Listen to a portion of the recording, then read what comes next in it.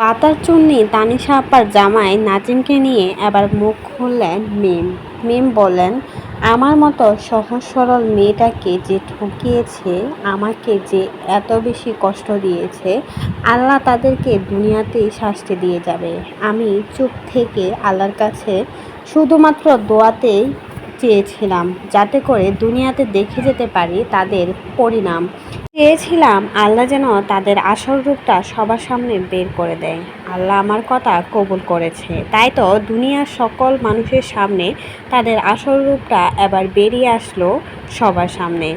আমার সাথে যে অন্যায়গুলো করেছে তার শাস্তি তো অবশ্যই পেতে হবে, সেটা দুনিয়াতেই পেয়ে যাবে।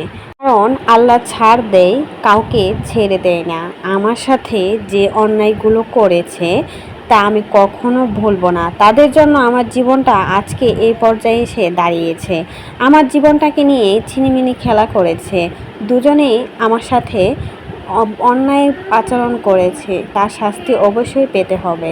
এমনই একটা পোস্ট শেয়ার করলেন এবার আদিবা মিম তার ভেরিফাই আইডিতে, যেখানে নাজিমকে উদ্দেশ্য করেই কিন্তু এই কথাগুলো বলেছে। আর একটা কথাও কিন্তু তা মিম ভুল বলে নাই, কারণ তানিশা নাজিম দুজনেই কিন্তু মিমের সাথে অনেক বেশি অন্যায় করেছে। মিমের ভালোবাসার মানুষ ছিলেন নাজিম, যে মানুষটাকে জীবনের প্রথম ভালোবেসে বিয়ে করেছিল আদিবা মিম। আর সেই ভালোবাসার মানুষটাই কিন্তু তানিশার সাথে পরকীয়া করে মিমকে ঠকিয়েছে। মিমকে ঠকিয়ে গোপনে তারা বিয়ে করে ফেলেছে। আর এদিকে যারকে প্রাণপ্রিয় বান্ধবী ভাবত, সেই বান্ধবীও তার হাজব্যান্ডকে চুরি করে নিয়ে যায়। কিন্তু এসব দেখার পরও মেয়েটা কিন্তু ভেঙে যায় নাই, উঠে দাঁড়িয়েছে। তারপরেও কিন্তু খোঁচাখুচি কমে নাই নাজিম তানিশার। একের পর এক খোঁচা দিয়ে কথা বলতো মিমকে। সে সব কিছু চুপ করে সহ্য করেছে।